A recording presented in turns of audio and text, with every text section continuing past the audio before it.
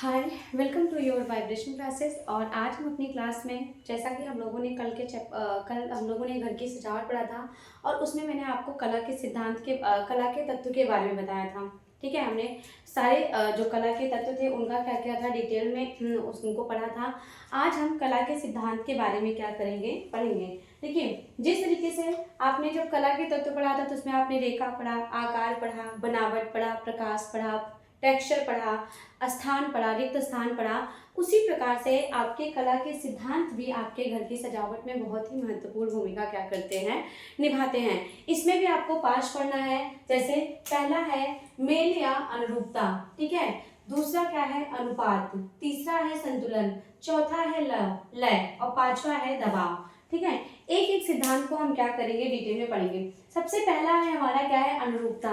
देखिए, अनुरूपता क्या होती है, जब किसी भी चीज में, चाहे कोई वस्तु हो, चाहे कोई विचार हो, चाहे कोई साज सज्जा की चीजें हो, जब उनमें समानता पाई जाती है, समरूपता पाई जाती है, तो वही आपका क्या कहलाता है, वही आपकी अनुरूपता कहलाती है। जैसे आपने अपने घर को सजाया है तो उसमें एक समरूपता दिखनी चाहिए, एक समानता दिखनी चाहिए। ऐसा नहीं है कि आपने हर चीज को बेढंग तरीके से, अलग अलग आकार के तरीके से ना, बेड आपका बहुत ऊंचा है, ड्रेसिंग टेबल आपका बहुत छोटा है, जो है बिस्तर उस पर आपने जो बेडशीट वगैरह लगाया वो एकदम छोटा सा है, ऐसा नहीं होना चाहिए। वस्तुएं समान होनी चाहिए। तो अनुरूपता क्या होती है, ये क्योंकि ये जो अनुरूपता होती है वो आपकी किसी भी चीज में एकता का परिचय देती है। क्या देती है, एकता का परिचय देती है। तो अनुरूपता क्या है, किसी वस्तु या विचारों के चुनाव तथा उन्हें सुव्यवस्थित रूप से देकर उनमें आपस में समानता लाना ही अनुरूपता कहलाता है। इसे एकता का सिद्धांत भी कहा जाता है। सज्जा में एकता का भाव पैदा करना ही समरूपता है। आपने घर को डेकोरेट किया है, आपने किसी भी चीज को सजाया है, मान लीजिए आपने कोई कढ़ाई ही की हुई है, तो ऐसा नहीं कि उसमें लाल, पीला, नारंगी, बादामी जितना भी रंग पाएंगे आप उसमें लगा देंगे, वो आपका नहीं सुंदर लगेगा। आपने कपड़ा किस रंग का लिया है, उस पर आपने धागे किस रंग का लिया है, फूल आपने छोटा बनाया है कि बड़ा बनाया है, उस तरीके से उसको बनाया है कि वो देखने में समान लग रहा है, देखने में उसमें समरूपता दिख रही है, देखने में एकता लग रही है, वही आपकी क्या कहलाती है, अनुरूपता कहलाती है। दूसरा हमारा आता है अनुपात। देखिए, अनुपात को क्या कहते हैं, लॉ ऑफ रिलेशनशिप, संबंधों का नियम कहते हैं। इसमें क्या होता है कि वस्तु आकर्षक व सुंदर प्रतीत हो, इसके लिए आवश्यक है कि उसका अनुपात समान हो, तभी उसका रंग, रूप व आकार सुंदर लगेगा। देखिए, जब आप अनुपात के बारे में बात करते हैं बेटा, तो आप तीन चीजों के बारे में बात करते हैं। एक, हम किसी भी चीज में दूरी को देखते हैं, माप को देखते हैं और आपकी रेखा को देखते हैं। क्या करते हैं, इन तीन अनुपात की बात जब हम करते हैं तो हम इन तीन बिंदुओं पर क्या करते हैं, विशेष ध्यान देते हैं। एक हमारा क्या होता है, दूरी होता है, माप होता है, रेखा होता है। आप किसी चीज को सजा रहे हैं, आप सज्जा कर रहे हैं, कोई स्थान, जैसे मान लीजिए मैंने यहाँ पे लिखा ही हुआ है, ठीक है। अब इसमें मैंने एक चीज का ध्यान रखा है ना कि शब्दों के बीच में कितनी दूरी होनी चाहिए। अब जैसे मैं मान लीजिए लिख रही हूँ संबंधों का नियम, मैंने लिखा संबंधों का नियम, संबंधों का नियम। आप खुद देखें, एक तरफ ये लिखा हुआ है जिसमें समान दूरी है, समान माप का प्रयोग किया गया है, और यहीं पे मैंने एकदम घसीट के एक जैसा क्या कर दिया है, लिख दिया है। तो देखने में कौन आकर्षक लग रहा है, आपको देखने ये लग रहा है कि ये लग रहा है। तो जब आप अनुपात में, जब आप क्या करते हैं, किसी भी चीज को आप गृह सज्जा में ही जब आप जो है अनुपात गृह सज्जा करते हैं, तो उसमें आपको अनुपात देखना रहता है कि कौन सी वस्तु कितनी कहाँ पे रखी है, कितनी दूरी पे रखी है, उसका माप क्या है, इन सारी चीजों को क्या करना रहता है, हमें देखना रहता है। अब तीसरा आता है हमारा संतुलन। देखिए, संतुलन भी क्या है, संतुलन का मतलब होता है किसी भी दो चीजों के बीच क्या कर लेना, बैलेंस बना लेना, ठीक है। देखिए, संतुलन कला का वह सिद्धांत है जिसमें सामग्री संयोजन में समतुल्यता पाई जाती है, समतुल्यता आती है।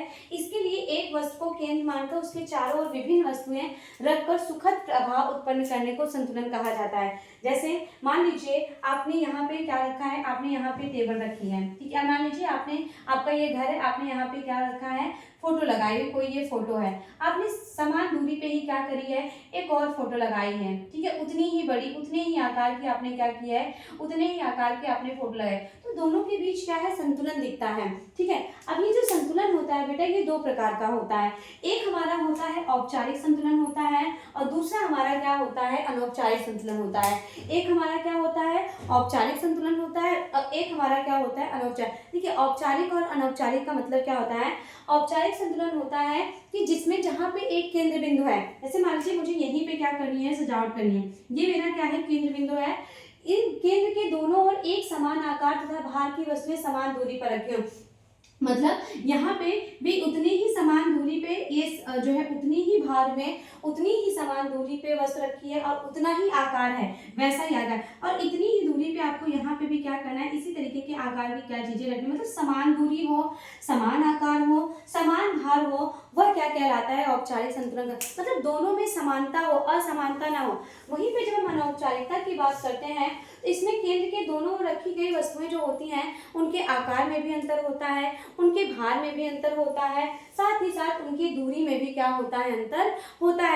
जैसे मान लीजिए, एक मैंने यहाँ पे फोटो बड़ी लगा दी है, बड़ी फोटो लगा दी है, और यहाँ पे मैंने एक छोटी सी फोटो लगा दी है। यहाँ पे मैंने एक बड़ा सा गुलदस्ता बना के रख दिया है, और यहाँ पे मैंने क्या किया है, एक छोटा सा गुलदस्ता हमने क्या किया है, बना के रख दिया है। तो ये जो हमने किया है, ये क्या कहलाता है, अनौपचारिकता कहलाता है। जैसे आपने देखा होगा कि आज जो प्राइमरी स्कूल होते हैं या फिर पार्क वगैरह होते हैं, उसमें एक झूला होता है, शीशा झूला। इसका सबसे अच्छा एग्जाम्पल आपका क्या है, शीशा ना। उसमें आपने देखा होगा कि एक बार बच्चा जब नीचे, दो बच्चे बैठते हैं, तो एक ऊपर जाता है, एक नीचे आता है, एक, तो वो किसका उदाहरण है, आपके अनौपचारिक संतुलन का क्या है, उदाहरण है। नेक्स्ट हमारा क्या आता है, लय। देखिए, लय क्या होता है, लय का मतलब होता है किसी चीज का रिपीटेशन ना। लय क्या कहलाता है, किसी चीज की जो आवृत्ति होना ना, रिपीटेशन होना। अब लय से तात्पर्य रेखाओं, आकारों, आकृतियों, रंगों की आवृत्ति से निर्मित उस मार्ग से है जिस पर हमारी आंखें स्वतः ही यात्रा करने लगती है।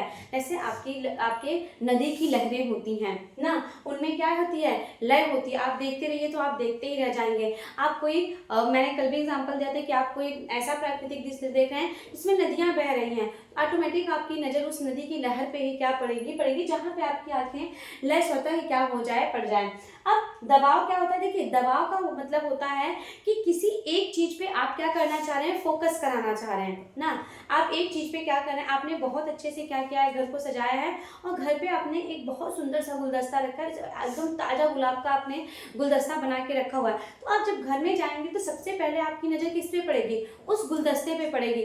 तो जिस चीज पर आपकी सबसे पहले नजर पड़ती है, वही आपका क्या कहलाता है, फोकस पॉइंट कहलाता है। क्या कहलाता है, फोकस पॉइंट कहलाता है। तो दबाव क्या है, दबाव से हमारा तात्पर्य किसी समूह में उसकी एक इकाई को अधिक आकर्षक का बिंदु बना देना। जैसे मान लीजिए, एक एग्जांपल दूं, शादी होती है, शादी में जब बारात आती है तो सारा फोकस किसके ऊपर जाता है, दूल्हे के ऊपर जाता है, क्योंकि उस शादी का दुल्हन के ऊपर जाता है ना। क्योंकि जब बारात आए, मान लीजिए बारात आई, तो बारात में बहुत सारे लोग रहते हैं ना, लेकिन हम हमारी नजर सबसे पहले किसके पे जाती है, जो दूल्हा रहता है वो, क्योंकि वो अलग तरीके से क्या रहता है, उसने अलग, सब तो शेरवानी, सब तो साफा पहन के आए नहीं रहते हैं, उसकी शेरवानी अलग रहती है, उसके वो जिस गाड़ी से आया है वो गाड़ी अलग है। सेम ऐसे दुल्हन के साथ भी होता है। जब दुल्हन की एंट्री होती है तो बहुत सारी लड़कियां उनके साथ रहती हैं, लेकिन हमारी नजर किस पे पड़ती है, दुल्हन के ऊपर ही पड़ती है, क्योंकि दुल्हन के ऊपर क्या रहता है, फोकस रहता है। ठीक है, वही क्या होती है, वही आपका क्या कहलाता है, दबाव कहलाता है। तो ये क्या था बेटा, आपके घर के सजावट थे। इसमें एक चीज आपसे और पूछता है कि सजावट के साधन कौन कौन से होते हैं। तो देखिए, आप बस आपके घर में जो चीजें होंगी आप उनको याद कर लीजिएगा। सजावट के साधन में आपका फर्नीचर आता है, पर्दे आते हैं, दरी व कालीन आता है, चित्र आता है, पुष्प सज्जा आती है, पुस्तकें आती हैं, प्रकाश आता है, शो पीस आता है। शो पीस में जैसे आपकी सीनरी वगैरह हो गई, आपने कोई पेंटिंग लगा दी, आप कोई फ्लावर्स जो है गुलदस्ता छोटा सा ला के रख दिए, ये सारी चीज़ें क्या कहलाती हैं, आपकी शो पीस में आती हैं। तो ये आपका चैप्टर था। अब इसका मैं क्वेश्चन भी कराऊंगी, मैं कलेक्ट करूंगी 15-20 क्वेश्चन जो भी बनेंगे, इसका मैं क्वेश्चन कराऊंगी, और ये आपका चैप्टर क्या हो जाएगा, पूरी तरीके से कंप्लीट हो जाएगा। इम्पॉर्टेंट था, इम्पॉर्टेंट तो था ही, साथ ही आप को जानना भी ज़रूरी था, इस वजह से मैं इस चैप्टर को डिटेल में पढ़ाया। तो आप आगे इसका एक बार फिर से रिवीजन कर लीजिएगा। पहला जो इसका पार्ट है, पहला पार्ट जो जिसमें कला के तत्व बताएं उसका भी और इसको भी, क्योंकि ताकि आपके एग्जाम में आए तो आप उसको अच्छे से क्या कर सकें, आंसर राइटिंग कर सकें। तो मिलते हैं हम नेक्स्ट वीडियो में इसी का क्वेश्चन लेके, तब तक आप अच्छे से पढ़ाई कर लीजिए, अपना ध्यान रखिए। Thank you.